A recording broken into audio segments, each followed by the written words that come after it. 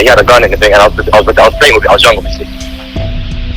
So I started playing with it, and he said to me, "Oh no, don't worry, it's only for thing. It's only a blank. You know those guns that fire blanks? Yeah. It's just for noise. In case someone breaks in your house, shoot in the air or something, they get scared." Yeah. Okay, cool. So he said it's one of them, innit, yeah? Obviously, I bought it because man was young, innit? And looking back on it, when you put the pieces together, that don't really work out. Watch this. Next one, yeah? He opens his bag, yeah? I don't know if you guys saw this. There's a human skull in there. What? Legit human skull. Hi guys, welcome back to my YouTube channel. Thank you guys so much for tuning back in. As you can tell from the title, this is part 2 of a video that I have previously filmed. If anybody is new to this channel or to this video, I highly recommend that you stop watching and go back down to the previous video and watch that first. Otherwise, this video would just make absolutely no sense to you. I'm here with my younger sister today, and she is going to be sharing her experiences and I'm going to be sharing my experience, and we're just going to go more into like detail about what happened so you guys can get more of an idea, because I felt like the last one I literally gave you guys 10% of what happened when there's just so much more to the story. I'm not gonna like waffle on, I literally want to get straight to it. But before I do, I definitely want to say a massive thank you to everybody that has given me their feedback, their positive feedback. I've had so many lovely comments, messages, DMs, prayers. I genuinely did not expect it, and I'm so grateful. So thank you guys so much, and yeah, let's just get right to the video. I just want to, before I do start, I also just want to quickly answer literally just like 1 or 2 questions that I've gotten. Just to clear it up, because I realised that more than one person was asking the same question. So one of the questions that I got was, did you go to the English embassy? And my mom actually went, and somebody said, why was the police not involved sooner? So my mum had solicitors involved in London that I didn't know about. My sister literally told me when we spoke about it yesterday. And she had told the police in England, but they had said that there's not much they can do, because to them it wasn't a case of kidnapping, because he's my dad and he was on the birth certificate. And I think it's like when the child is up to like 17, yeah, that they can start making their own decision about like where they want to live. So she did try, and you know, she just had no luck basically. I think that's the questions that I were asked, and hopefully that clears it up for you guys. So I just want to clear up like the backstory before actually getting into the experience. You guys might be thinking like, oh, but I thought you said that you were first introduced to witchcraft when you were 16 and you had no idea about it beforehand, so how did your sister do it? So when I was 16, it was the first time that I knew it was witchcraft. I was exposed to it at a younger age, but I did not know that that was witchcraft. I only learned when I was 16 after I spoke to my mum about it, spoke to my family about it, etc, etc. I went through this same experience when I was, how old were we? My sister was probably about 9. I was in primary school, I was 9. Yeah. Our brother was about 11 and I was about 13. That is when we were first exposed to it, but we did not know that that was witchcraft because we were kids. When I was 16 and I was exposed to it again, I then knew this is not right, this is demonic, this is witchcraft. When we were younger, my sister was about 9, I was about 13. We went to my dad's house for the second time. So yeah, like I said before, we had built a relationship, etc, etc. The first time we went, we were with our mum. Yeah, because she wasn't just going to, you know, hand her kids over to him. At the end of the day, like, she did remember him as the guy that abused her. Yeah. So there had to be a relationship that was built, and for her to be like present, etc, etc. She dropped us off to France and she stayed there for a couple of days, and then she went on holiday to go and see her own mum in Gabon, which is in Central Africa, if you didn't know. So she had left us with our dad there. And we were there for how long? Like 2 weeks, I think. Yeah, about 2 weeks, just like normal holiday. Yeah, just normal holiday. Basically, what my dad had done, just to get straight to the point, is he had groomed us. He had groomed us into doing this. So he obviously did not... He didn't say, we're doing witchcraft. Of course not. He thought, you know what? They're kids, they don't understand much. Like, how am I going to lure them into doing this without going to blab to other people? My dad knew that I had a history in school of like, not being able to make friends very easily. He knew that I was like not very confident. Same with my sister, like she wasn't very confident. So he kind of like used that to his advantage. So he would say like, oh, like, is it still hard for you to make friends? Do you still feel like you're not confident? He's like, you know, I've got something that can make you like really confident. So you can download confidence. You can download confidence. Yeah. All these things that a child wants to hear. And for us, it was like, wow, like, wow, what is this cool game or this cool, like... It actually sounded like a virtual It sounded like, exactly. And I literally remember the way my eyes were literally lit up as he was explaining. It's also really important to mention that we were not educated on what witchcraft was or anything like that. that. Not at all. Despite- I didn't even think that they existed. It was just like God and the devil, and that was it. But yeah, so that's how he lured us into it. And for us, it was just like, what is this cool game? Like, I want to do it now. Like, he didn't mention what we'd have to do. Keep in mind, he didn't tell us like you'd have to swallow something. For us, in my mind, and I honestly remember this so clear, I thought of me standing there like a Sims character, and having something surrounding me, and it literally gets downloaded into me. Like, I'm downloading confidence. Like, in my mind as a kid, that is what. And that just shows like how innocent the innocence behind us, like the innocence behind it, honestly. So what happened afterwards, once we were like kind of like groomed, is that we went off to the countryside. We were in France, to this house in the country where his friend lived, and his friend was also going to participate in it. So it wasn't just myself, my sister, and my brother. It was also his friend, two of his friends who were adults, and their children. Two younger kids. Yeah, they're two younger kids. So the girl was 6 years old, and the boy was my brother's age. He was like 12 years old at the time. So it was all of us, and we were going to do something called an initiation. So it was basically like a 3-day process where you're not allowed to eat anything or drink anything. It was basically like a demonic fast, literally, like fasting but demonic. So first of all, we're going to speak about day one, what happened. So we were separated from our brother, and there was one younger guy and one younger girl. So the girl was 6 and the guy was about 11. So it was me, my sister, and one other young 6-year-old girl. Literally before this, I've never had to like sit down and think about it properly, but after she had done the video and we spoke about it, it brought back so many emotions. Yeah, like, I'm not gonna lie, like, it actually kind of scared me a little bit, just remembering a couple of things that I didn't even know that I had suppressed. Yeah. So the first day was, as you said, we were separated, boys and girls, and what we had to do was, before actually doing anything, we had to like do this ritual thing. We wore like basically traditional clothing. And we had like paint on our face. Yeah, like white paint. So we went out to the garden. There was like a bucket of cold water, and we were lined up, so everybody had to bath. I can't really remember exactly, but we had to bath in like a specific way with that cold water. And after we had done that, we went back inside, and it was nighttime, by the way, like literally pitch black, especially in the countryside. It's dark, like scary. Literally. So when we went inside the living room, there were like candles, there was music playing. Our dad was playing like the drums, and also this other instrument. It's a Gabonese instrument. We were basically instructed to like one by one go to the front and ask the god, or should I say God, the demon, yeah, whatever god that he was serving. Not a god. It wasn't a god, and I feel disrespectful even calling it a god. Yeah. So I'm gonna call it the demon. We had to ask the demon what we wanted. You just have to ask what you want from it. So like, if you want to become, as kids, get rich. Yeah. As kids, we were like, like to be rich like Hannah Montana, to go live in America. I literally said I want to not be scared of spiders. I wanted confidence to be able to make more friends. Had I known that I was asking the demon to give me those things, I never would have. So we asked what we wanted. The first thing that I remember we had to do was, like, it's just very demonic, like, thinking about it now. Basically, we each had our own individual mirror. Like, I remember the size this. of, show this. Our individual mirrors were about the size of this. Yeah, literally. And we each had one in front of us, placed in front of us. Yeah. So basically, my dad had this perfume, like a normal branded perfume called Saint Michel perfume. And the only difference was that there were like literally twigs, branches. He had put his own stuff into it. He'd prayed over twigs and branches, and he put it inside the cologne. He basically He splashed it all over our mirrors. And it's completely dark, like in the house. There's just like a candle or 2 candles there or whatever. He instructed us to just literally look inside the mirror. And we did. I wish I didn't. Yeah. Because what we saw was just...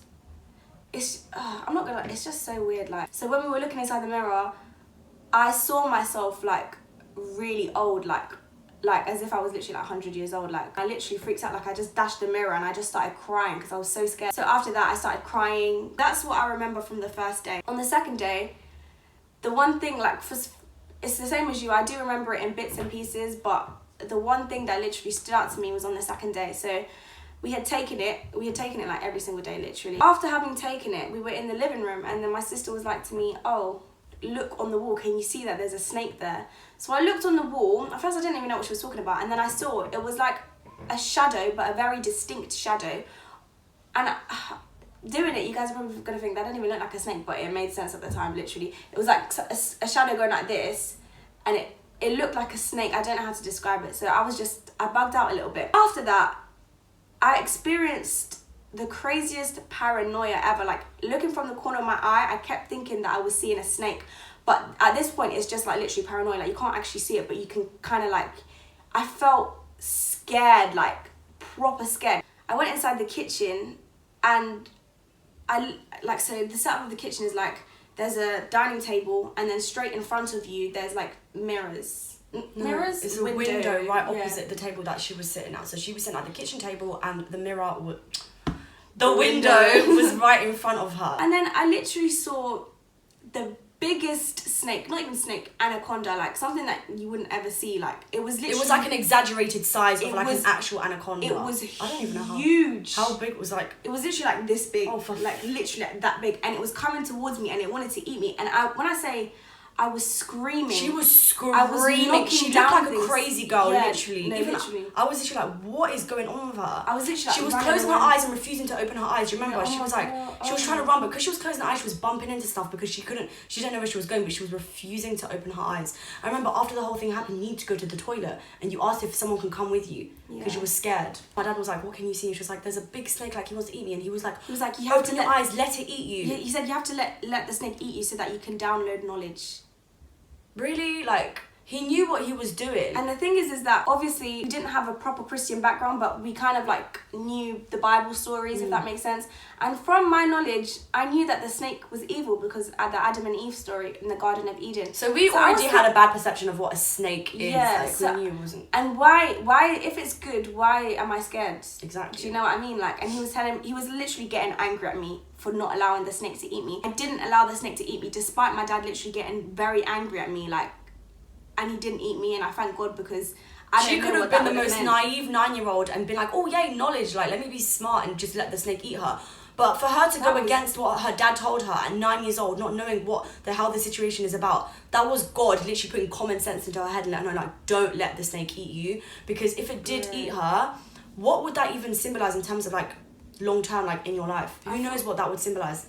I think it's like the devil would have a hold over you or something. God forbid. I literally remember that for the rest of my life. It was so traumatizing. Throughout my experience, I would see like really weird shit, to be honest. Like I would see spirits that would tell me like how they died. I saw like this woman who was murdered by her husband, and then like she was showing me the way that she died. And I could literally see like her husband like with an axe, and her husband basically like axed her on her head, and then you could see the blood leaking from it. I was just so confused. So on that night, keep in mind this is the same night where my sister saw the anaconda on outside of the window. So that night, the same night that my sister saw the anaconda at the window, there was like a rooster that was living at the country house that we were staying at. Yeah. And the rooster would do that cock-a-doodle-doo thing every single morning. Like, right? It was what basically woke us up. We didn't actually know this until a very long time afterwards, because you know how we said that the girls and the boys were separated? Obviously, our brother was part of the boys, but it was a thing where what they done was secret to us. What the females done. The females done, and they were not allowed to say what they did. So my dad basically... Our dad told our brother that if he did repeat what happened with the boys, that he would die. Literally, like, apparently the witchcraft was that was too strong. But yeah, so he never repeated that to us until literally he became a born again Christian, and then he finally eventually told us. We were separated. So what he told us had happened was that the boys were taken to the garden, and the rooster that was living in the country house in the garden, they basically took the rooster and they performed this ritual on it. My dad said some stuff. He just said some stuff, and as he said that, the rooster basically got possessed and began to break its own neck. Literally was like walking. The way that he described it was just a bit mad. Great, I'm so glad I was not there. Was not part of it. Yeah, they were basically sacrificing the rooster. They didn't even touch the rooster. The rooster was literally bugging out on his own from the prayer. So then once the rooster died, it broke its own neck. They had to basically pluck its hairs one by one. So basically, my brother said that they had to literally do it so carefully. And as my brother was plucking it, my dad was like, wait, stop. And then he was like, if you break any of the rooster's bones, your own bone will break. So they ended up like eating that rooster, by the way. And on the third day, after they had sacrificed that rooster, and eaten it, my dad was like, tomorrow morning, you're going to hear the sound of the rooster. that he's dead. What do you mean? In the morning. We heard the rooster. I heard the rooster loud and clear. I don't think I'm ever gonna properly deep what we went through. I'm like, in my head, I'm like, it's so fucked, but I'm not really deep in it. I've suppressed it so much that it's gonna take me a while to properly, like, the more I talk about it, the more I realise, like, what we really went through is not, it's so, like, it gives you chills, literally. Genuinely. So what happened on that third day? I don't remember. I just remember being able to eat and like. Yeah, we don't really remember what happened like on the third day, apart from us finally being able to eat and stuff. Oh, from Philip's experience as well. Our brother said that his experience, he was traveling. He said he was literally traveling like to different countries, and then do you know what's mad? Our grandma from Gabon called the next day on the third day and said that she saw our brother standing in her room. A spirit of my brother standing in her bedroom. So my brother's spirit was travelling basically, and my grandma saw that all the way in Africa. She saw our brother standing in her bedroom, which is just so fucked. I also just want to talk about like how our father behaved towards us. Like I said already, like when I was living with him when I was 16, like his behaviour started changing and he started showing like his true colours and his aggressive sides and etc etc. But what I learned something yesterday that just broke my heart, like literally. I was honestly just holding in tears. Like we called our brother yesterday and I was like, you know what, before we film this, let's also get our brother's story just to really know, like, to have it fresh in our minds, because we all experienced. We were all in the same room, but we all experienced quite. It's honestly like you're in your own. It's your own journey. Exactly, literally, complete your own journey. So our brother told us that there was basically one time where we were on holiday with our dad. Our dad had this habit of getting really angry, but like next level angry over the smallest stuff. Like remember when I told you guys, like when I brushed my teeth and didn't wipe the sink, he would like verbally abuse me or whatever.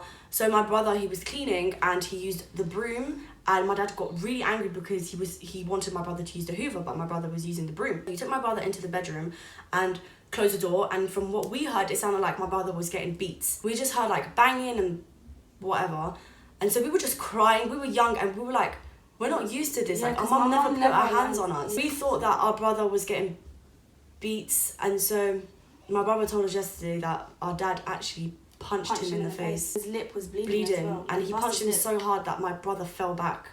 My brother was like to the floor. My brother was like 12. And then my brother got up and our dad punched him again in the face. My brother said that the blows were so hard that he literally felt dizzy. When my brother told us that, it's just so you don't understand that he was as well when he was younger. Our brother was such a shy, reserved little boy, like not violent at all, just such a sweetheart. Honestly, he still is. Just to know that he went. Me sad. No, honestly, genuinely me as well. It's actually making me really upset.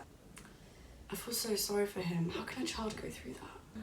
And then when that finished, he opened the door and me and my sister were like in tears, and he said to our brother, like, take off your clothes and go to the bathroom. I'm gonna rub chili all over your body. So it's like really punch him in the face several times is not enough. Now you want to go and put chili all over his body. But because me and my sister were like hysterically crying so much, he didn't go through with it. And he was like, you're lucky your sister saved you. When I was living with him, I remember that we were on our way home from going to like a supermarket or whatever, and I took out like the Coke bottle from the back seat and I put it on top of the car, and then I shut the car door, but I shut the car door a bit too hard, and so the Coke bottle dropped on the floor, and then like a hole was at the bottom, so the Coke was like leaking out or whatever.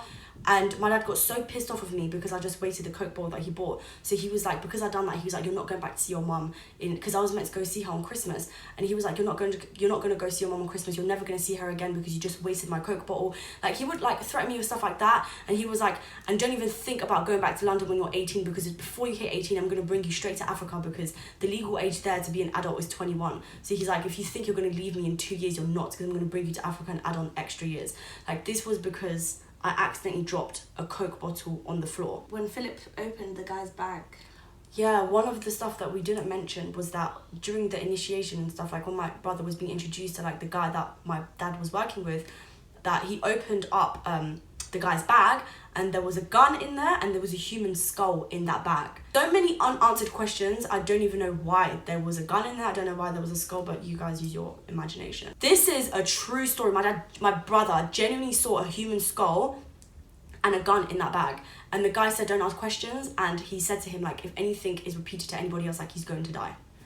The fact that Philip didn't even say that for so long afterwards, it just shows that how he was scared. He was. I don't think I would ever repeat it. I would never repeat it either. You crazy. When we came back to London, like our lives had changed completely. Well, I'm talking from my own experience. We're talking for myself. Like coming back to primary school was such a weird feeling because I went to like a predominantly well, my friends were all predominantly white, and I didn't feel like I could share that experience with them. It's like going back to primary school, I can literally remember like being inside my classroom, and it's like my teacher would be talking and I'd be zoning out, and I literally remember looking like at the table that I was sat at and seeing a tarantula in spirit form, like literally like, and when people would walk, I would see their spirit behind them. Like, for example, let's say if I raised my arm like this, I would see like the spirit following behind it. Like, and our dad told us, like, when you go back, because we used to feed the ancestors at his house a lot, he was like, when you go back to London, like, make sure that you put food out and call my ancestors and tell them that this is for them.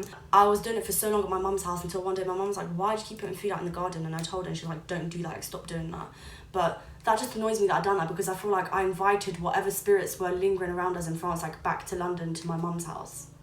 100%. My mum was not even fully aware of what was going on as well. Because we were scared to tell her as well. That my mum only found out when I came back from living with him when I was 16 years old, when I explained everything.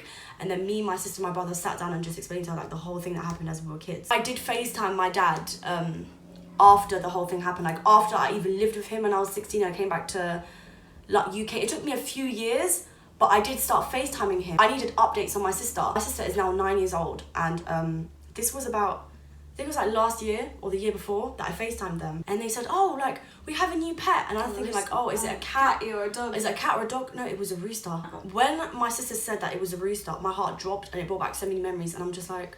And you know what's mad? When I was on FaceTime to him, they were so adamant on showing me the rooster. They wanted the rooster to look at our face. Like, the rooster's eye was on the screen, and the rooster was looking at me, and I was just like trying to like move my face out. That same very night, like, I just experienced the craziest like sleep paralysis, like nightmares about my dad, like literally. And one thing that I have noticed is that in the past, when we have spoken badly of my dad, like, say I'm explaining the story to like my partner, or like you have to just be my very brother careful. or whatever, I've spoken badly about him and been like, he's such a prick for doing this, or blah blah blah. And then that same night something would happen to me. Like, once I was sleeping and I had, it was not a dream, I promise you this was not a dream. It was like sleep paralysis or like a vision, and I was sleeping in bed, and the same setup that my bedroom is right now. I was sleeping next to my partner, and I couldn't breathe properly, and my dad came over me, and he done this to my neck 3 times, like he tapped my neck really hard 3 times, and all I see is my dad like over my body, like doing this like really violently, and it was so fucking freaky, and I couldn't move, and I was trying to scream my partner's name, but I couldn't, and just see my dad looking so evil in my room, like I don't know what he was doing to me, and I was praying so hard, and it took so long for him to go away, and he finally did. And the fact that this happened the same night of like the day where I spoke ill of him, I was just like, I need to just stop talking about him and stop mentioning his name, because I feel like I'm just attracting him. Similar thing happened to me as well, but except I was speaking badly about him to a friend, and then literally the same night I had a dream that I was basically around the corner from my house with my mum, and then my mum was like panicking, and she was like, you've let him in the house, like my dad. So I ran back home, and when I went home, I went into my bed, and then I've woken up now fully, and my dad was literally like standing there in my room, like covered in blood, and looking at me with an evil smile. When I woke up, I literally had a panic attack, like I couldn't breathe, I was uncontrollably crying, like when you're getting like spiritually attacked, there's just this feeling that you get, like you just feel, I don't know how to describe it, it's like you feel this sick feeling, like it's a very heavy feeling. Yeah, it's a very heavy, overpowering yeah. feeling. I feel like as well with the whole Iboga thing, the whole thing that we took and what they're doing, I feel like there's people that use it to not do bad, and then there's people that what they were doing, what I believe that they were doing, because they try and get as many people as possible to kind of like do it, to do the whole ritual. They try and take something good from you. They see something good in you and they want to take it from you. So the fact that you felt demotivated afterwards, he definitely took something from me, but I don't feel like he took anything from me though. For me, like, I feel like I'm slowly getting it back. I feel like I'm like trying so hard to just push against it, and now I feel like I'm in a much better place now, much better place. Like, I feel motivated. Like, my life is nothing like how it was before. Yeah. Right now, I can say that I'm very happy and content in life. Like, that stuff is not happening to me anymore, and that's literally only because of prayer and because of God, and I'm in a very good place right now. Despite the situation being crazy and it being traumatizing, I'm grateful for it. Not that, I don't know how to describe it. It's like, I feel like doing that literally like changed my whole perception on spirituality. Yeah. Like, it opened up my third eye. And it also makes your faith in God stronger. Because yeah. you're like, if that exists, like, there's a God out, like, there's a God 100%. But Yeah. guys, thank you so much for watching this video. If you've stayed here until the end, we hope that that's cleared up anything for you, and to just let you guys know that God is real and the devil is also very much real. Like, there is a spiritual world out there. I feel like if you haven't had an encounter, you're one of those people like, oh, I've never even had like sleep paralysis. I'll believe it when I see it, and all of that. But just because you don't see it doesn't mean it's not happening. Do you know what I mean? Like, they might be like, you might feel like unmotivated, or you might be like, oh, why do I feel like this, or why is my life going like this? You don't know. In like, the spiritual realm, like, so much goes on that we don't know. 100%. And like, this video was not to scare anybody. It's just for you guys to kind of open your eyes and be like, this happens. Because I feel like in your previous video, a lot of people came back and were like, were even messaging me like, oh my god, that video was so scary. Yeah. I need to watch something before going to bed. And like, don't be scared. Just make sure that you're like praying before you go to sleep. Like, this is literally just to raise awareness. But yeah, thank you guys so much for watching, and I will see you all on my next video. Bye.